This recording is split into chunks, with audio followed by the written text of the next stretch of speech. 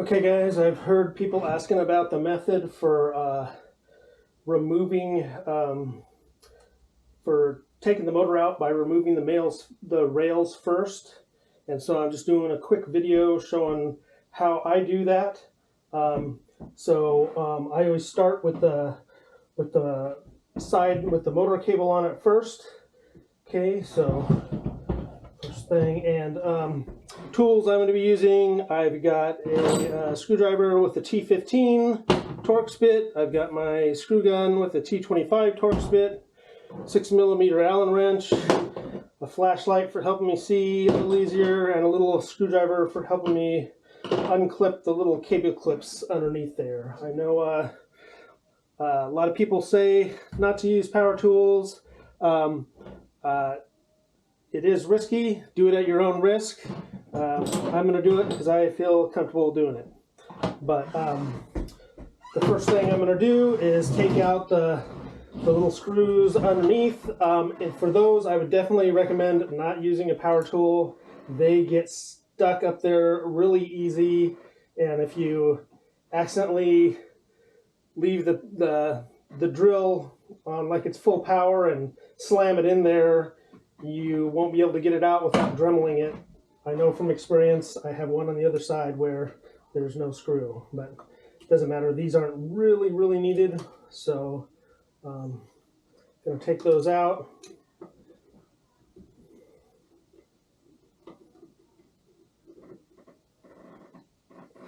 Also got a little tray over here to put all my little screws into different places. I think actually the next thing I'm going to do is, as far as these boxes go, disconnecting the rails, there's really only 4 screws for each side on the top. You don't have to worry about the screws under the bottom. All those do is hold the plate on the top of the box. So I'm going to take those out next.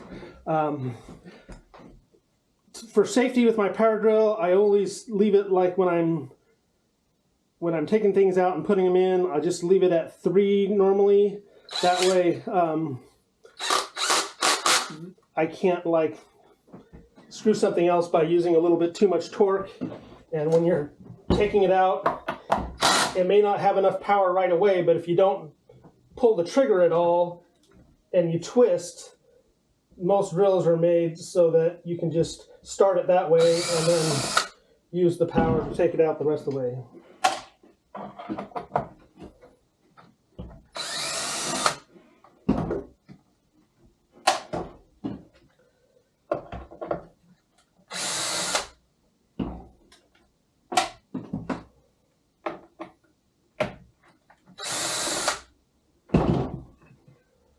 Okay, now the rail is pretty much disconnected except for the screws on the side. So I'm going to use the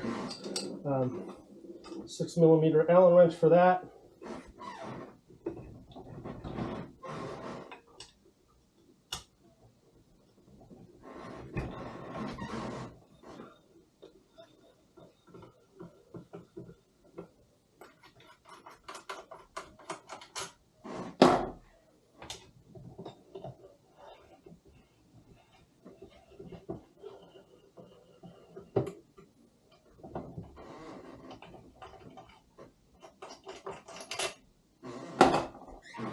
Okay, now I'm going to sit down in the chair. Sorry, I'm not going to be able to show this on the camera very well, but if you look with the flashlight up under your rails, you'll see the little clips that hold the cable, and there's a little lip, and if you just get a screwdriver, you can just pop it loose. And then your rail should just be able to come off like that. And so much easier to disconnect the motor cable this way. So you can just take off your clip, put it in here so you don't lose it, and then pull your cable straight out. So now for removing our motor, all we really got to do is unscrew the motor from the other side. Actually, put it so it's upside down first. Always being conscious of where this cable connector is so you don't bend any pins. But I've got to take this one out. I only have one over here because the other one I messed up, like I said.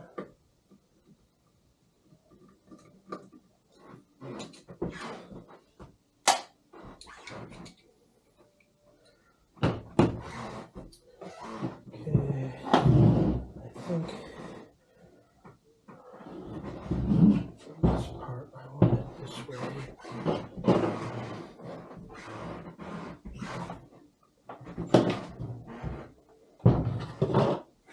Okay, take off these.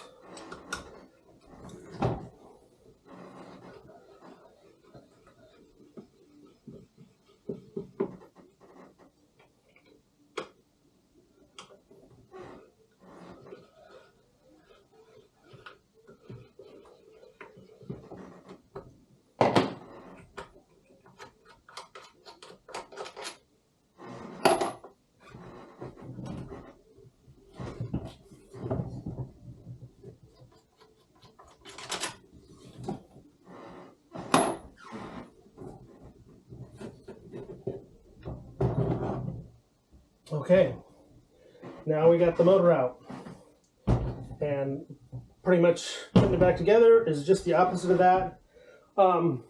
With it like this, you pretty much can reach, you know, most of the stuff over here. If you wanted to do some badgering and put silicone around,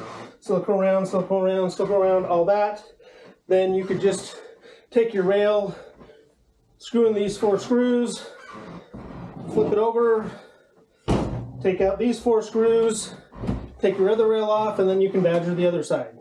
So if you wanted, that's a quick way to be able to get to everything and badger it without having to like yank on your cables or something like that, because the boxes will always be connected to the rails, and so it'll keep the boxes nice and aligned and the cables from being yanked out or anything. But that's pretty much how I, you know, start with the motor side rail, to take it apart, to get the motor out, to work on it, and do everything that I need to do. Hope this is helpful. Okay, time to put this back together. I just installed these bearing covers from flowparts.com. They're awesome. They fit great. Love them. But this video is about how I reassemble this. Okay, so I'm going to put this right here. Just kind of tilt it this way a little bit. And the first thing I do is put a couple of the hub bolts in just to keep it in place.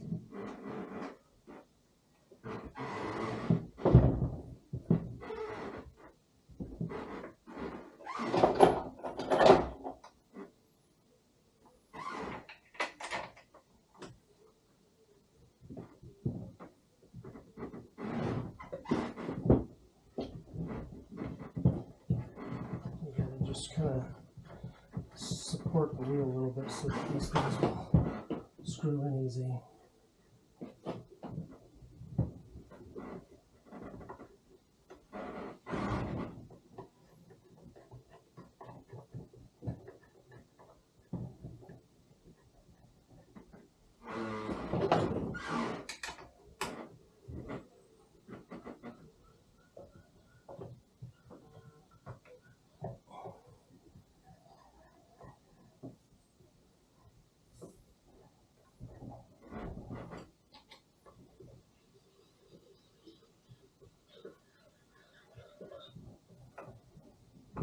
I like to tighten them up and then loosen them a little bit to put in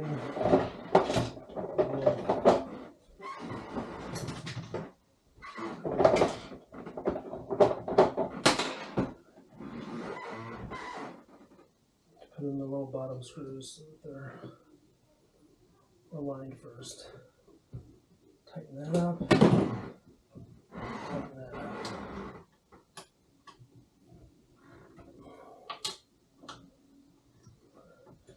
Get it a little bit snug, but not too much.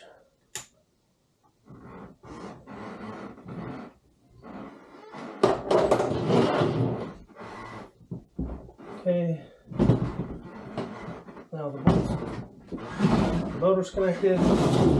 Now it's time to do the motor connector. I should have cleaned this off first.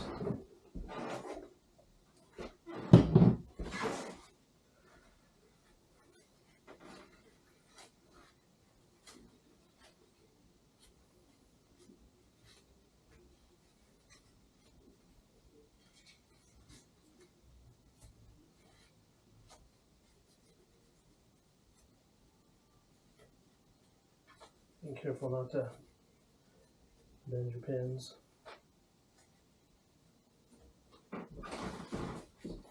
Okay.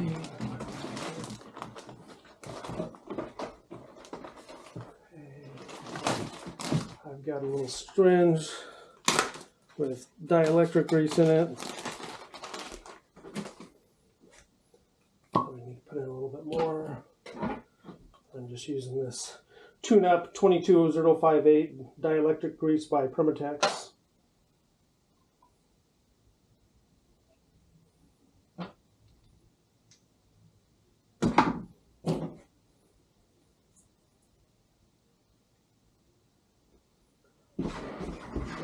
Now, there's, you know, a lot of people have a lot of different opinions about how to put in the dielectric grease for the motor plug.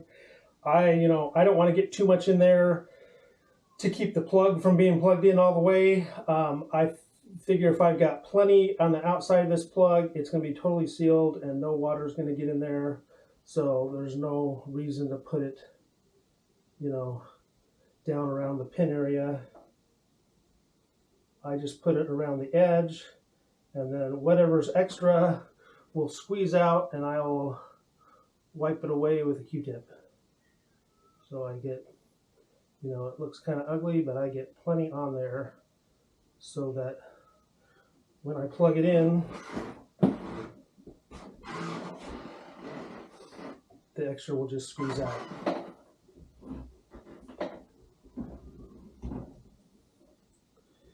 Sure to put the extra cable in there so it's easier to plug this in, and just be really careful.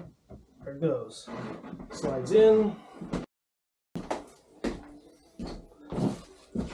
We'll just get a Q-tip and wipe the extra off. Use a few of them. Once they get pinked up, and just throw that one away. That way there's plenty of grease there. And I might be being just like paranoid and extra safe, but I'll even squeeze some into these slots where the retaining clip goes.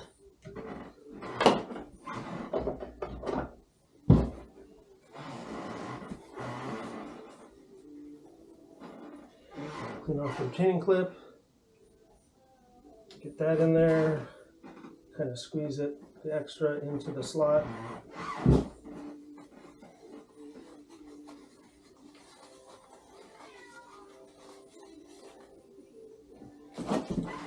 Okay, so the motor cable is plugged in all nice and safely. Now we just need to stick on the rail.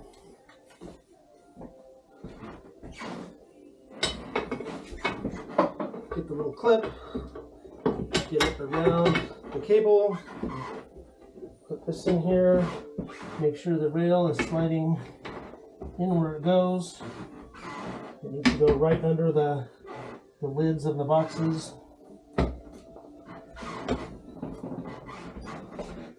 Okay, and that little clip, you might have to use like some pliers or a screwdriver. Usually I can just get it with my finger.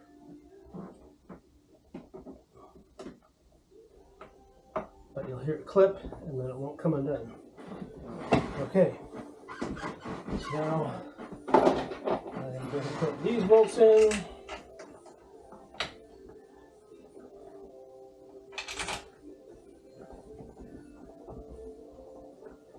You should screw in at least a few times easily with your fingers to make sure you got it threaded right. and you can use a tool.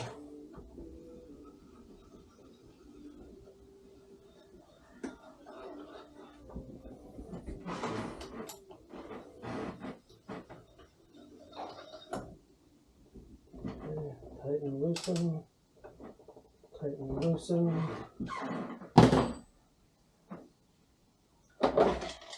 Here's my other screw.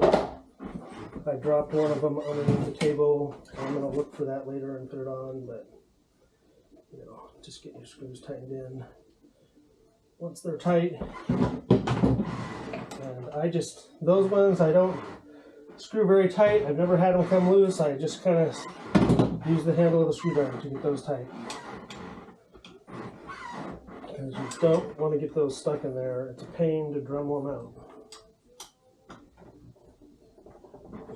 Okay, that's tight. Okay. Now all we need to do is put the screws into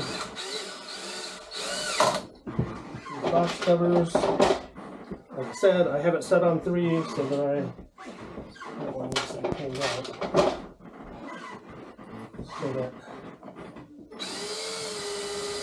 if it starts going in wrong, it's not going to like screw all the way down and mess up the threads.